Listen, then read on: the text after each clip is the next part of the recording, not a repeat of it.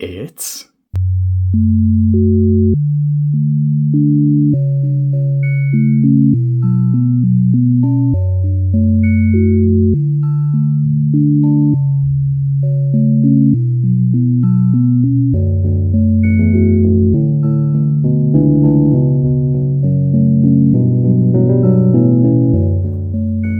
The Art of Action Figures, taking a look at the S.H.Figuarts Ahsoka Tano from Star Wars Ahsoka.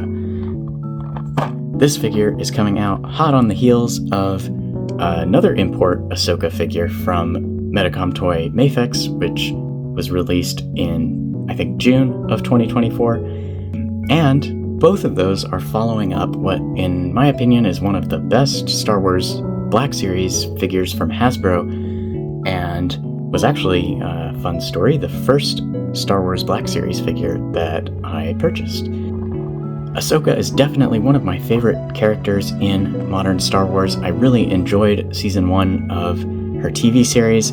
I actually hadn't watched any of the Clone Wars or Rebels prior to seeing Season 1 of Ahsoka, and I enjoyed it so much that I've started watching Clone Wars. I'm not quite through all the way, plan to watch Rebels after, and her character is really great. I love her design. It's very toyetic, especially in this costume from The Mandalorian. She's kind of got this like ninja shinobi look going on, which is awesome and kind of unique in Star Wars. Has a lot of potential as a super articulated action figure. Most Star Wars figures I don't necessarily expect to have the most articulation. They're mostly just regular people or people in armor, but with a character like Ahsoka, who is so acrobatic, you really want to see a figure that's able to hit those dynamic poses. I mentioned the Black Series and the Mafex. I've had both of those for some time, Mafex much less time. Yeah, I love this box. I think this is probably my favorite Figuarts Star Wars box, with this purple accent color. On the front of the box, it's pretty standard layout for your Bandai S.H.Figuarts Star Wars. We have a big window where we can see most of the figure and the accessories. We'll go over all of that in detail, so don't worry. Across the top, it just says Bandai Namco, and then across the bottom, we have Bandai Tamashii Nations logos, and then designed by Tamashii Nations in Japan, Bandai Spirits made in China, Ahsoka Tano from Star Wars Ahsoka. The Ahsoka series logo is printed in this very hard to read gold reflective font. There's a little write-up about S.H.Figuarts here, and that's pretty much it except for the purple trim around the window. Now, looking at the top, it's just the series logo and the figure name. Same on the left-hand side, except for the all-important Tamashii Nations holographic quality sticker, letting you know this is an authentic S.H.Figuarts figure. On the bottom, some more brand info, and then on the right, this is the sort of bookcase side to display, which I always enjoy. They have a really nice photograph of the figure, the series, little Disney and Lucasfilm down at the bottom, and on the back, they have a nice collage of the different promotional images. I know there were some mixed reactions to some of these photos. Seeing this one, I thought, wow, that is a fantastic likeness. I hope that the figure actually comes out looking like this, and it will probably be the best Rosario Dawson likeness in any action figure. I thought this angry face looks incredible. Just the amount of intensity that they captured, fantastic. The other interesting thing about this photo is it's got this red reflection on her costume, and they've shown another image in a similar setting showing only the lower back body of an Anakin figure, and that's spurred a lot of speculation that maybe they are cooking up a new Revenge of the Sith style Anakin figure, which I have to tell you I'd be pretty excited for. I don't have any Revenge of the Sith Anakin. Just none of the figures in 6-inch scale have done it for me so far. The Black Series is too old. The Figuarts, while it's on their pretty standard Jedi body, I think the faces are horrendous on their Revenge of the Sith figures for whatever reason, even though they're pretty exceptional on the Attack of the Clones Anakin. I'm not real sure what happened there, but it was definitely a severe downgrade. So even if it's the exact same body with a new face or two, I'm totally on board for that. So I really hope that that's what they're teasing with those images. Of course, we've got our standard warnings down here. Choking hazard, small parts, not for children under 3 years, and intended for ages 15 and up. So it does have small parts, and you want to keep it out of the hands of small kids, pets. Pets don't normally have hands, but you know, mouth hands. And with that, let's go ahead and slide Ahsoka out of the box. If you're new here, welcome. As I mentioned, this is the Art of Action Figures, where we look at action figures as an art form. And if you're not new here, welcome back. I've got trusty hobby knife here. I've already used it to slice the tape down the right-hand side carefully, and I'm just going to use it to gently slide under the flap, push towards the back of the box and out. And this gives me a nice, cleanly opened flap without having to jam my finger in there and wrinkle the cardboard and all of that. Can't have wrinkled cardboard. So there we go. We've got a little batch number or something printed in there, some Tamashii QR codes, and real quick, just to see behind the figure, we have very stylized backdrop images. This one's all sort of a monochromatic purple with Ahsoka in sort of a battle-ready stance, and then just the outline of her head. For Figuarts, they've been printing these instructions in the cardboard, with the Dragon Ball figures at least, but with Star Wars, we're going with the good old separate sheet of paper. We'll just take a quick look at it. These are always good to give a little review, especially when figures have some accessories. You want to be careful to notice any of the points that they note as delicate, such as the wrist pegs, or subject to paint rubbing, such as the map in her hand. We've got a warning that the skirt flaps on her sides might deform if they're held in that pose for a really long time. And just some information about the lightsabers, how to swap the faces. This figure utilizes faceplates, which is brilliant and works perfectly with Ahsoka's design. It is my biggest, heaviest, double-bladed dwarven battle axe to grind with Mafex. Get on the swappable face tech. Now, flipping around to the back, it just shows you how to swap the lightsaber blades out, how to store the lightsaber hilts on her belt, and how to remove the head to attach the cloak. And that's pretty much it. There's a little bit of an order to swapping the faces, because she does have a headband, which is a separate piece as well, and I think it's pretty smart that they've done that, because it lets them just mold these all in an appropriate base color, whereas Mafex had to paint the entire head. She comes with 3 faceplates, neutral, an angry, gritting her teeth face, Sith eyes. She comes with 4 pairs of hands, including fists, sort of relaxed style hands, clenched finger open hands for holding the map and, I don't know, doing Kamehameha, and then 2 lightsaber gripping hands. As far as her lightsabers go, unlike Mafex, there's only 1 pair of hilts with detachable blades. We also have 2 of the vroom vroom swooshing saber effects. Vroom vroom. Finally, in the front tray here, we have the full sphere of the map, and then one of the weirdest looking accessories, the split down the middle map with this weird sprue piece connecting the 2 ends of it. I'm not sure why they didn't split that for me at the factory. And finally, around the back, just in a little baggie, we have her cloak. Some pretty significant differences compared to the Mafex, and is altogether a little strange. So we'll talk about all of that as we get Ahsoka out of the tray.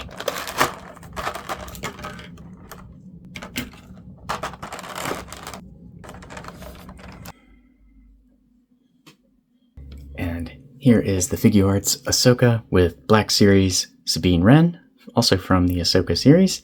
And Figuarts Luke. Is he Jedi Knight Luke or Jedi Master Luke at this point? I guess if you're the only Jedi, you can be whatever you want. So, Jedi Master Luke from The Mandalorian. And just another shot with the Mandalorian Luke. I still think this is the best Mark Hamill likeness in 6-inch action figures. And here we have the SHF Season 3 Mandalorian and Grogu set, along with the Mafex Bo-Katan.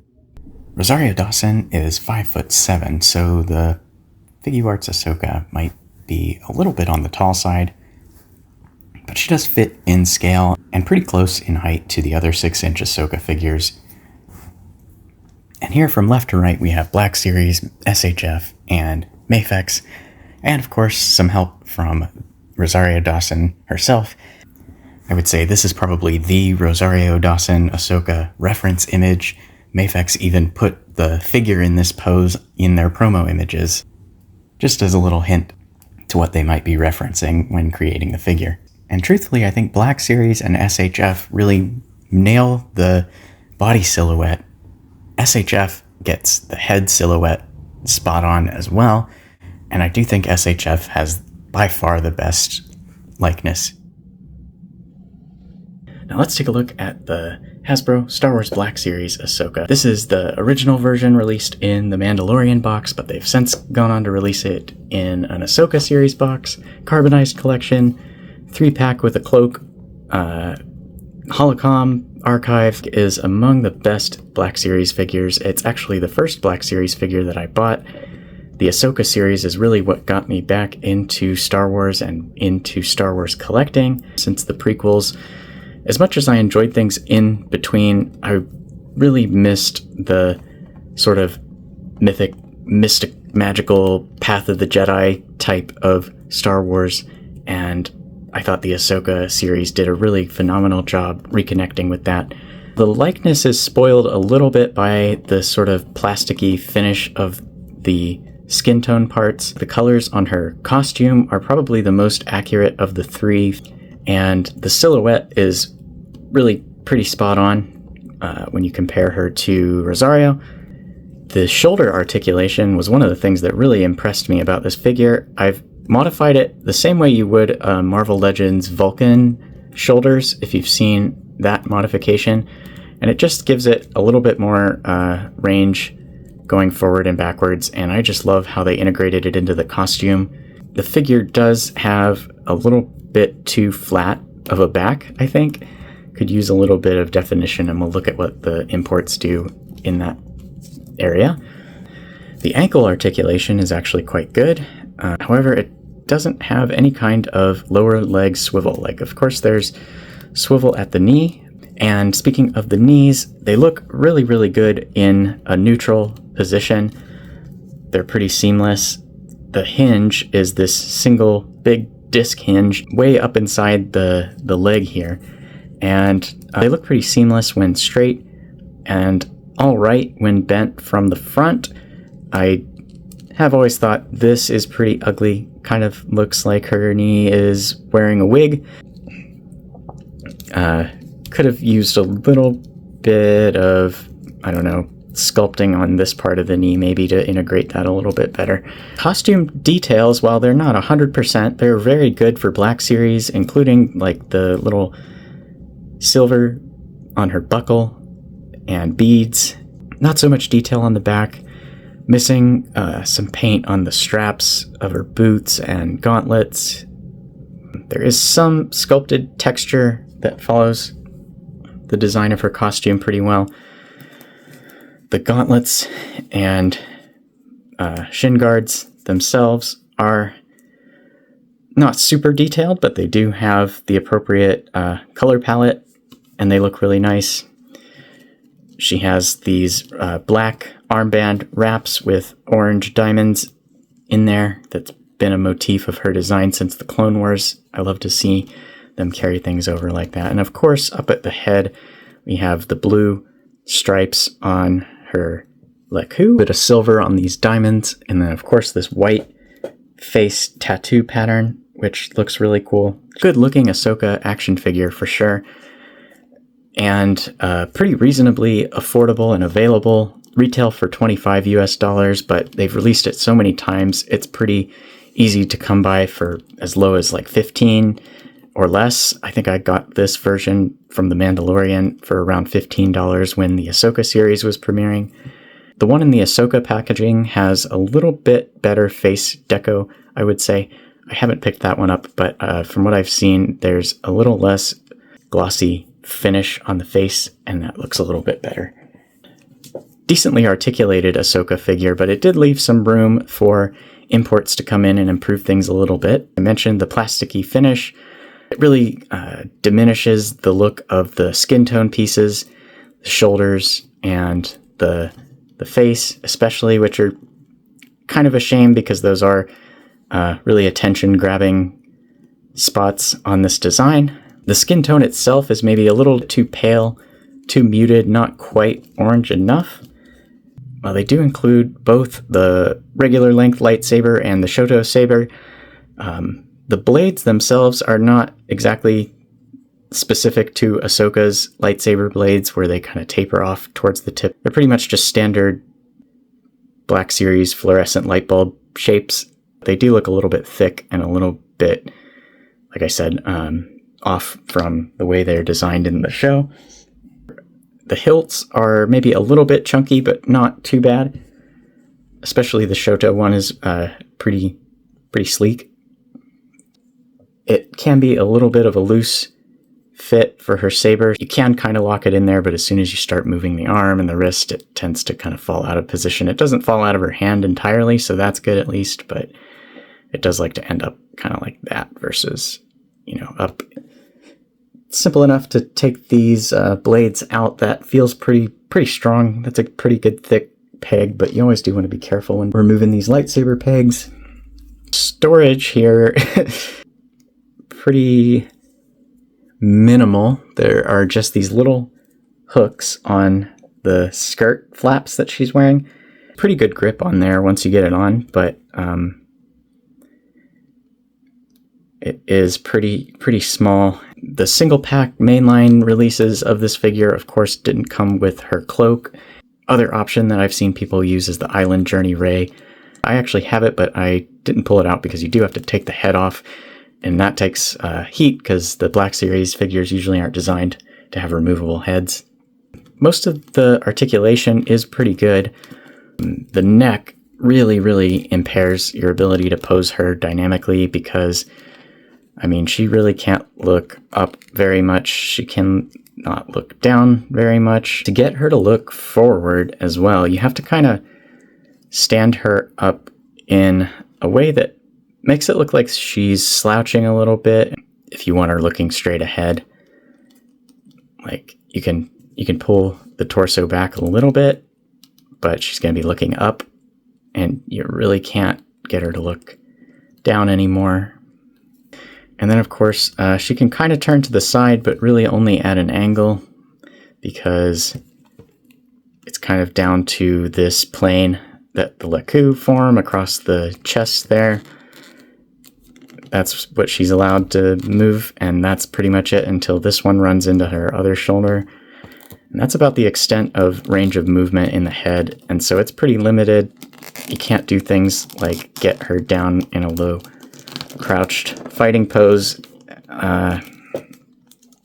even though that's kind of this character's trademark. So that's a little bit disappointing, and that's probably the most disappointing aspect of the figure for me. But you can work around it and make certain things work pretty well. Okay.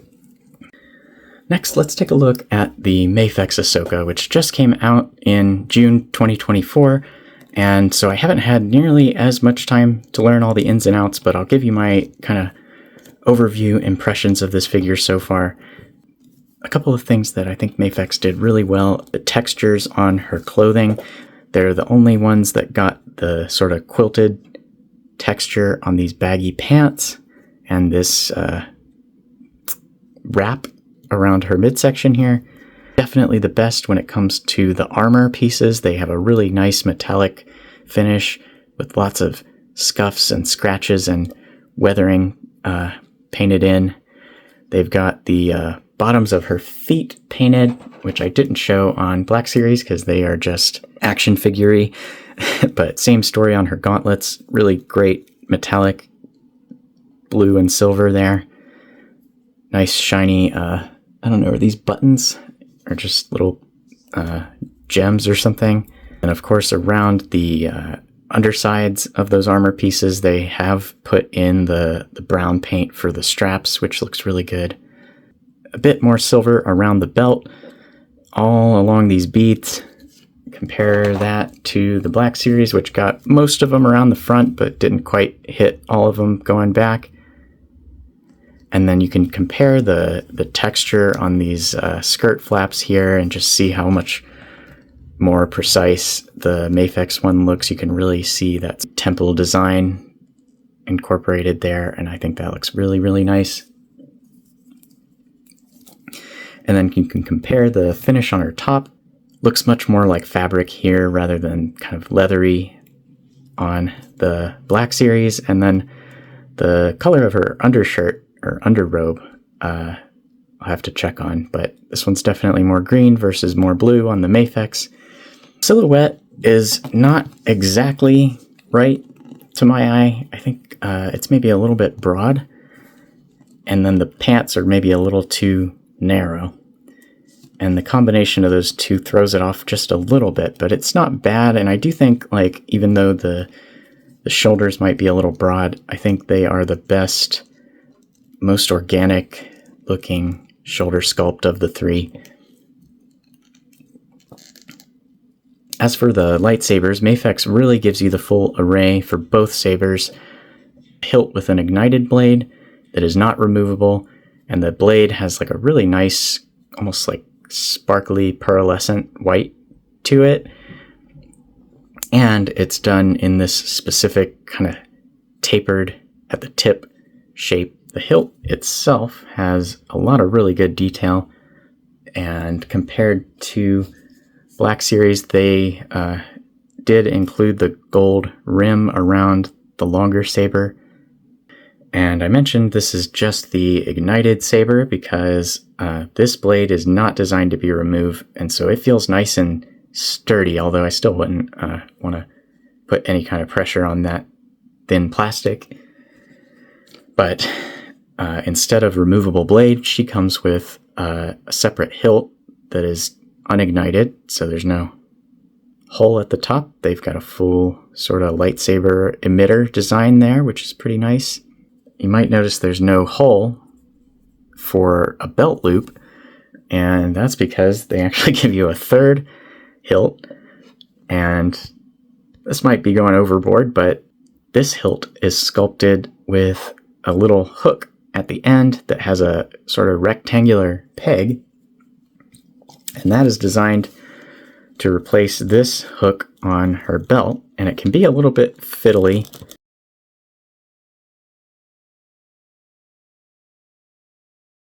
That gives you an idea. I ended up feeding it under the beads there, and that was a little bit easier. I don't know if that's necessarily correct, though. This is a pretty decent looking knee, honestly. It looks a little segmented when straightened, and that's the kind of trade-off. But I think they could have maybe done a little bit more to give her maybe a couple horizontal folds at least to just integrate that a little bit more. A little bit more rounded shape in the back and the shoulders than the Black Series had. These shoulder cups can be a little bit fiddly. They like to slide out. I think it was Robo's video that showed this can potentially just like slide off over the entire arm, which is pretty nuts. I've never seen that before. And now I've got to figure out which way it's supposed to go back in.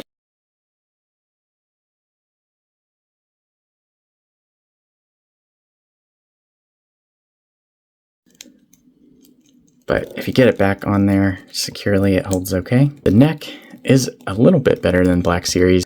She is able to look up and down quite a bit more, so that's good.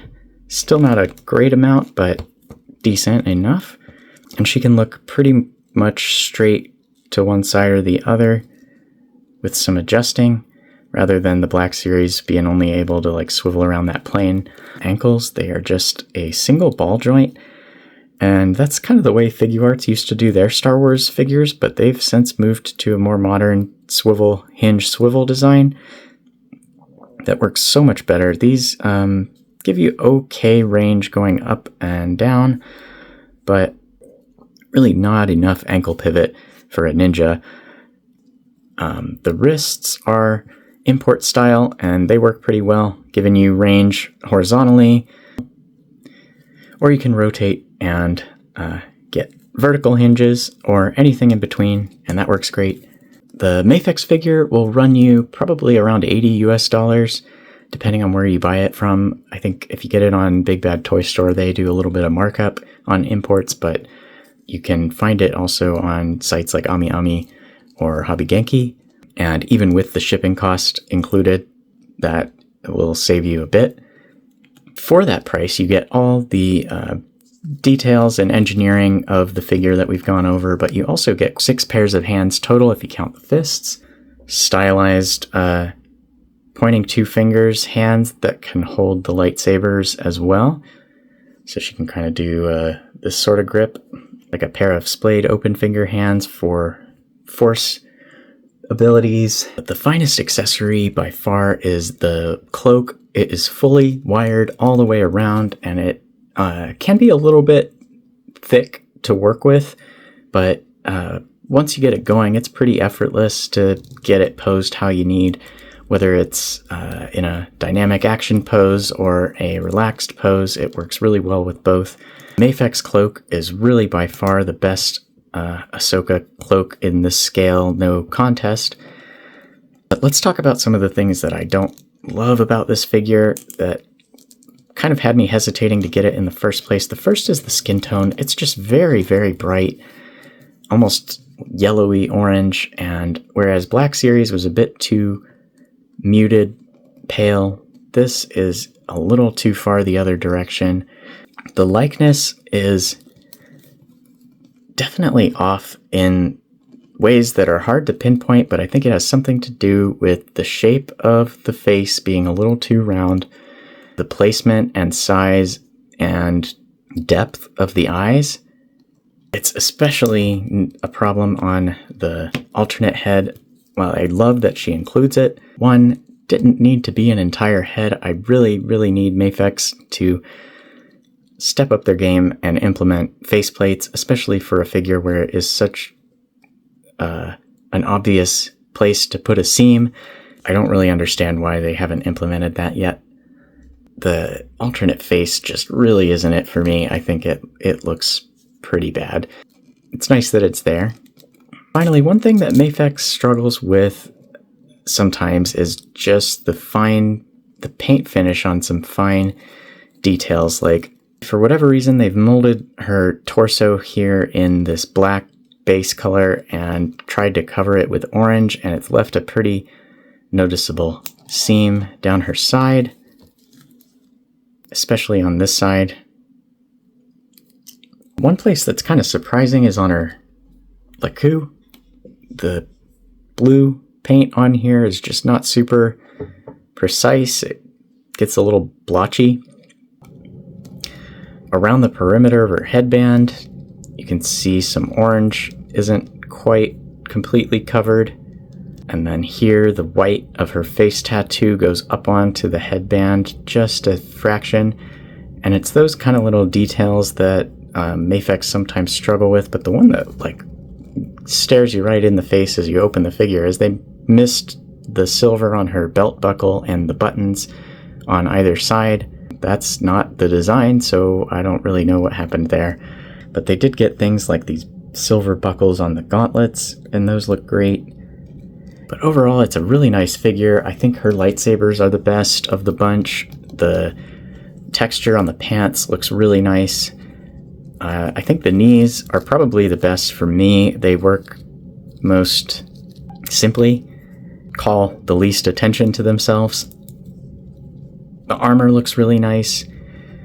while the face looks decent, it's missing the mark on likeness a little bit for me. Missing the fine details like the belt buckle is strange. And the articulation, while it's good, it is a little stiff, and it's really mostly negatively impacted, not necessarily by the torso, which actually works really well, but more so still the neck having some limitation, and especially the ankles.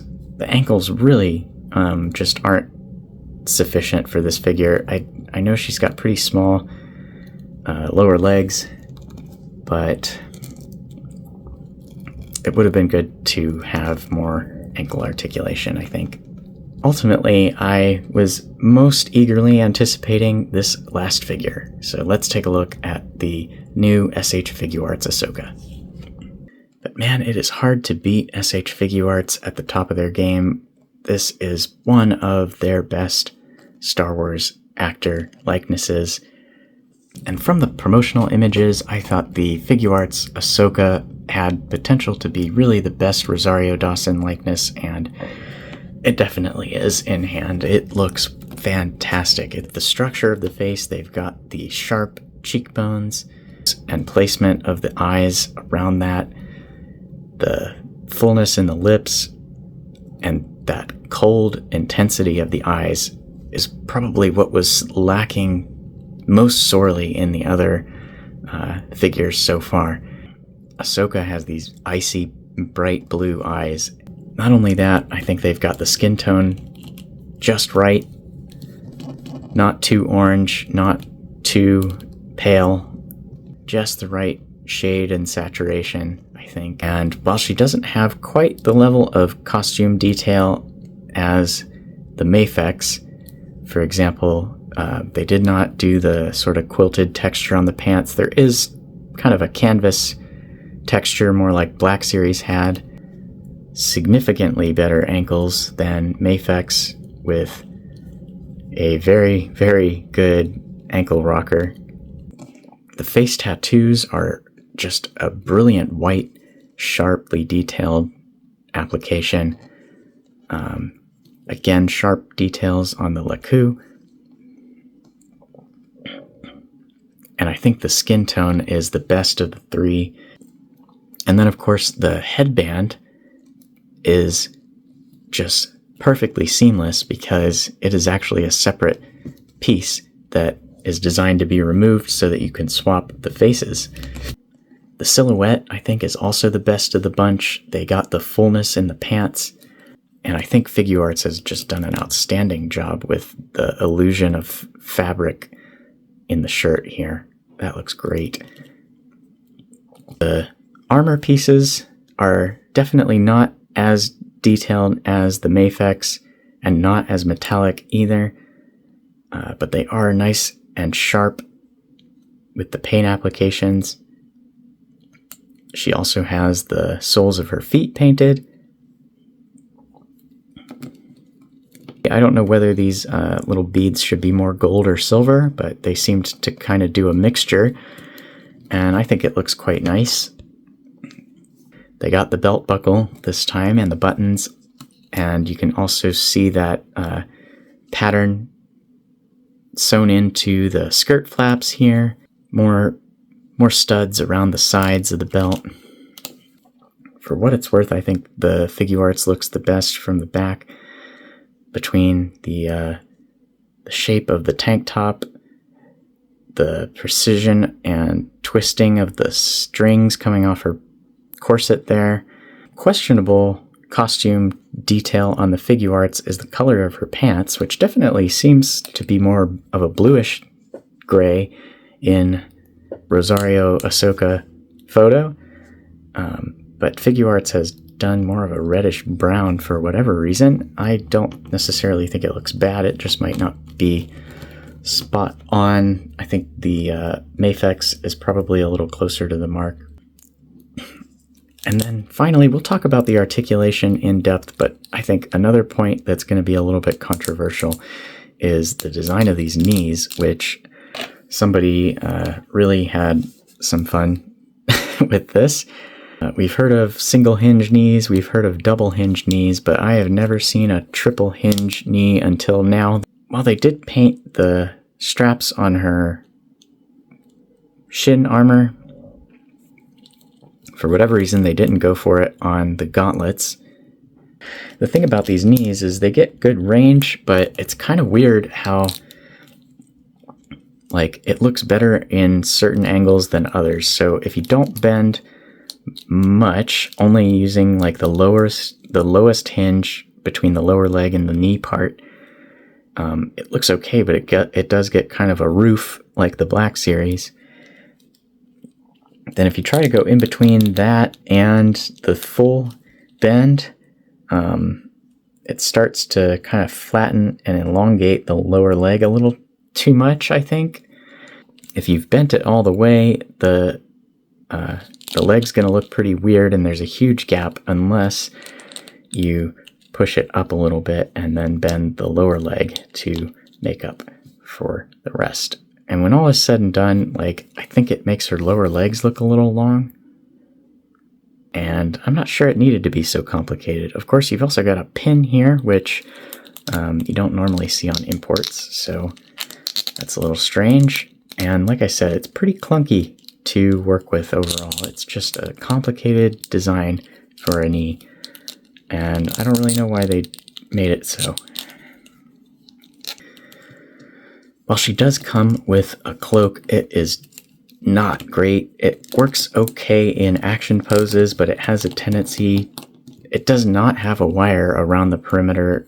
I don't know whether they did that because they wanted the fraying edge, but I think Mafex made the right call with just skipping that, making it closed edge with a wire in it. Because you really just can't do much posing without the wire. The hood does have a wire around the perimeter, and it works all right as a result, but this main part of the cloak just, you can't do much with it other than like tuck it around her arms and try to make the arms follow the shape of the cloak. But she kind of has like a Batman thing going on if you don't do anything by default. Kind of reminds me of this old Toy Biz Gandalf figure that was like permanently in this pose. I'll see if I can dig that one out. Cloak is really kind of a miss. It's nice that it's there at least, and you can do some good poses with it, but it doesn't look great in a neutral position unless you really, I don't know, go to town wrinkling it. She also comes with this sort of Rubik's Cube map puzzle thingy from the series, and it's cool. It's well sculpted. It's got some nice kind of bronzy paint and paint wash going on through the grooves, and she even includes a version of it that's split down the middle. But the weird thing about it is it's attached to the sprue that it was molded on, and you kind of have to clip these to actually use them. And why do I have to finish removing the part from the mold? You can see lots of cool mechanical clockwork, steampunk looking details in there, which is really nice. I just don't know why they didn't trim these off when before delivering them. I guess they thought this was a good way to keep them from flying around in the package, since they're a little bit small and thin as far as parts go. But cool to have something representing the series. But, you know, another pair of hands might have been a little bit more ideal. She has the fist, the saber grip hands, the relaxed sort of force gesture hands, and then also this pair of like clenched finger open hands, which are kind of meant for holding that map too. I think she really could use some flat splayed finger open palm hands. The swooshing sabers are great. The alternate faces are great. I mean, the gritting teeth face puts the Mafex to shame. I think it's great that they are alternate face plates, and I'll show you how to swap them real quick. So I find it's easiest if you remove the head. Oh, and one note while I do this, the neck peg is exactly the same as the Mafex. So you can actually swap this head onto the Mafex and vice versa. which I thought was pretty weird and surprising. But yeah, the inner neck joint is really good, and actually her head articulation is the best of the three by far, and it makes all the difference for posing in those low crouched poses. Swap the faces. I find it's easy to grab below the chin and just pull out, and you can see the headband comes along with it and is a separate, rather thin piece of plastic, so you do want to be careful not to lose or break that. Push the faceplate into that lower orange socket there. Give it a good smush from the front, and now I can take the headband and feed it into these side sockets and give that a little smush around all sides. And it's such a nice seamless effect. I think it looks so good. And if I have one complaint about the faces with this Figuarts Ahsoka, it is that she is just kind of permanently pissed off. Between this one, the Sith eye face, and the default face, which isn't completely pissed, but is not exactly thrilled. But, I mean, this face, that is just ferocious. I love this face. I do not want to be on the other end of that expression. One thing that's a little strange is the teeth have a little bit of like orange showing between them, and it doesn't look weird from a distance, but if you get up close it can look a little odd.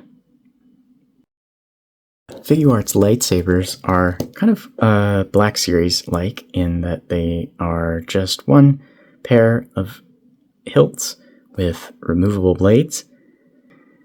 The sculpt and paint applications are just a little bit more sharp. They've got stuff like that gold rim around the longer saber's emitter, a little finer detail in those diamond patterns and the grip. A little bit smoother of a silver, and you can see there's an open loop on the end, and that is because the Figuarts lightsaber storage solution is simply these hooks. Feed the loop over, and it's not totally perfect. It's gonna kind of dangle depending on the pose that she's in, but you know, that might be how physics work, so it's not a bad thing necessarily. And they're not going to fall out unless you really tip her upside down. Of course, the other cool thing about these sabers is they come with swooshing lightsabers. Now, one interesting thing about these is Ahsoka will sometimes hold the hilts one way or the other forward, but these swooshes are really only designed for her to hold it that way. They're not exactly heavy, but they do have a little bit of weight to them, just given the width of the width and thickness of the plastic at the tip there. But Tamashii released a post showing Ahsoka holding both sabers with the swoosh effects, and the sabers being held up, supported by Tamashii stands. I don't know whether they're just trying to sell stands, or if that's really a risk you run by not supporting these with a stand. I've found that you don't need to, like, they will hold the pose, but there might be a risk either to the joint in between the saber blade and the hilt, or the wrist, which isn't totally insubstantial, but is a little bit thin. The regular blades, they do go on in a specific orientation. There's like a little bit of a squareness to the peg, and while they're not quite as nice and tapered as the Mafex, it does have a slight taper, and you can see how it compares to the Black Series blade here. Alright, let's run through articulation. And we saw there's 3 ball pegs at the neck, and she can actually look up without moving the torso. This is where the reference comes in handy. maybe 20 degrees or so, so not tremendous, but decent. And then looking down, the LeCoux are pretty soft, and so she actually gets 30 plus looking down, so that's really good. But yeah, I do find the neck articulation on this Figuarts to be the best of the bunch by far. All three of the figures here actually have single hinge elbows, and I think they're pretty comparable in the range that they get. Let's compare with the Mafex, maybe a sliver more on Mafex, and about the same as Black Series. Swivel hinge swivels at the top of the arms. Now they did not put a cut right here, and I don't really know why. Mafex did it, Black Series did not, and Figuarts has not as well. Your bicep swivel is pretty much limited to this shoulder joint lower swivel, and it works okay, but it's not 360 degrees, so it is going to be a little bit more limited. We'll talk about the butterfly joints, but before we get to that, Figuarts style wrists, very similar to Mafex, but with a ball joint instead of a swivel inside the hand. Holds the hands a little bit more securely. I do find that Mafex has some hands that are a little bit loose on the wrist pegs. These can hinge up and down, or in and out, or anything in between. Torso is where things start to get nuts. There's an abdomen piece inside this belt that's connected with a double ball joint to the upper torso, and then a lower single ball joint into the waist. And all of that combined, I mean, she can just like move all over the place in the torso.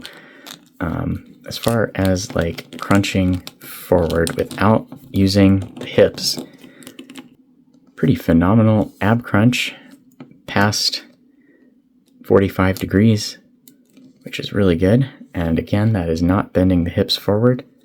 Tilting back. Oops. We're getting a nice and detailed look at the inner waist. This piece is soft and just floating, and it's a bit weird. I think it is kind of like the new Cell Saga Gohan from Figuarts, where it just tends to kind of get out of alignment and can be a little bit tricky to work around, especially with all the articulation that's packed into here. We can take a look at this. There's drop hinges with ball joints on the ends, and yeah, like you can see, it doesn't take much for this to get all lopsided and weird. The Figuarts Ahsoka, they have at least sculpted a butt shape on the back of the waist.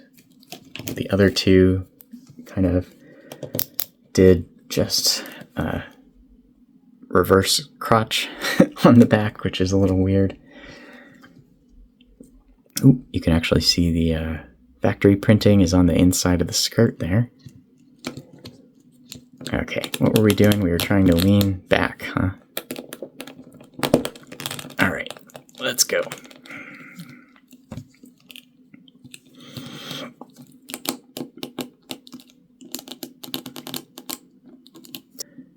Again, past 45 degrees going back.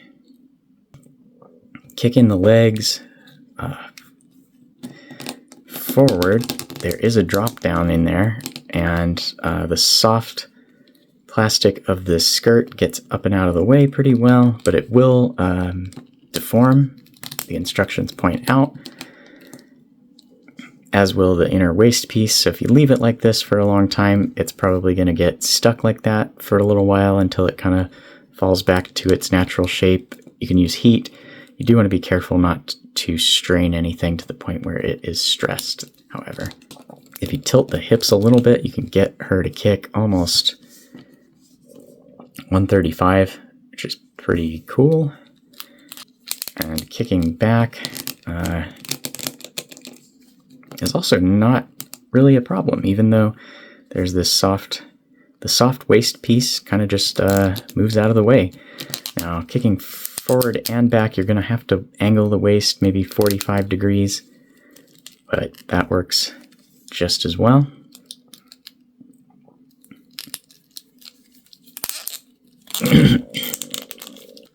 Drop down triple hinge knee joint, which gets all kinds of weird looking right here, about 90 degrees, but then if you keep going, it actually starts to look a little better, and you can get it to past 135. But yeah, the lower leg does look quite long here to me. All right, I guess there's kind of some assumed bagginess in the knee here, so maybe the actual leg is like here. I don't know. Yeah, that's a little weird. I'm not sure about this knee design. It looks good from the front, but I don't know if it's really worth it to complicate it much more than this.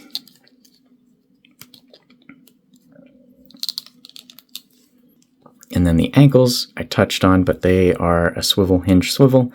So they go up just about 30 degrees, down a good bit.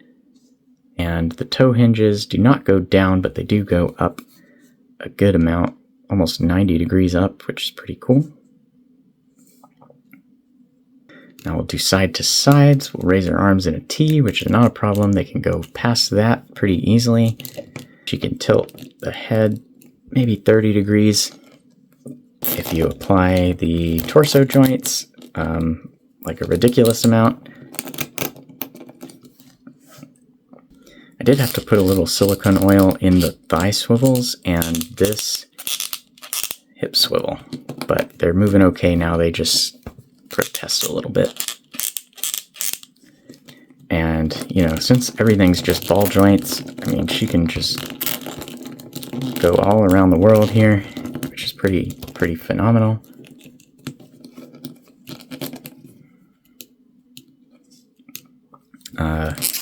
Side splits, pretty close to a full 180 degrees. You could probably push it all the way if you want, but you're flexing this skirt.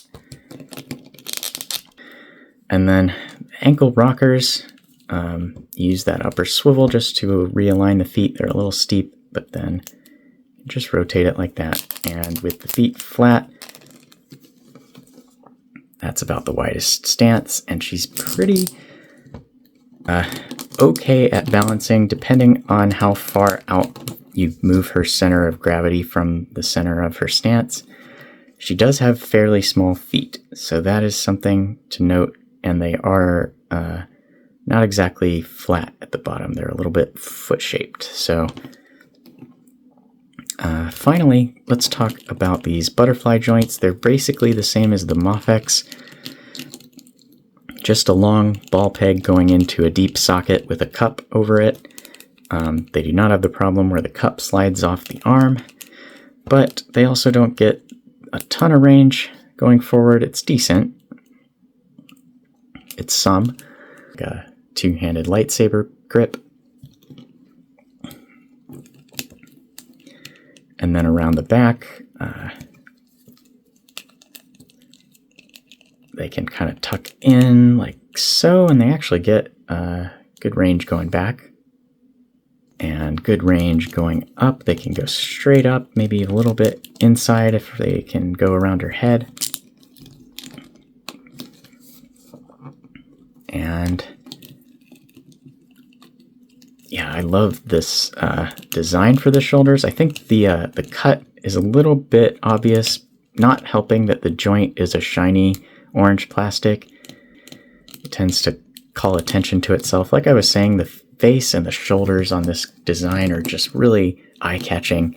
People are drawn to faces anyways. They're bright orange amidst a sea of sort of muted blues.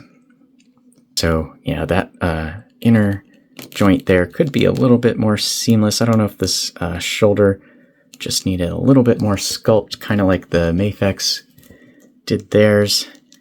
And they got away with it because they put the bicep swivel at the natural cut in the costume, and that works really well. so they don't really need as much swivel at the top of the arm. But overall, the articulation is like incredibly flexible on the Figuarts Ahsoka, and I really like that for this character, so I'm very pleased with this figure overall. I think people's reactions are probably going to be a little mixed depending on what people are prioritizing. Posing and face likeness are definitely the standouts here for me.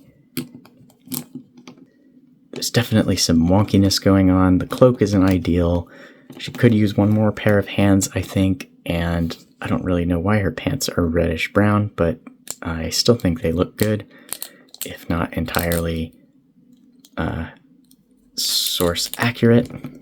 In the battle of 6-inch Rosario Dawson Ahsoka, Figuarts is definitely coming out on top for me. This has been the Art of Action Figures. Thanks for watching, and I'll see you in the next one.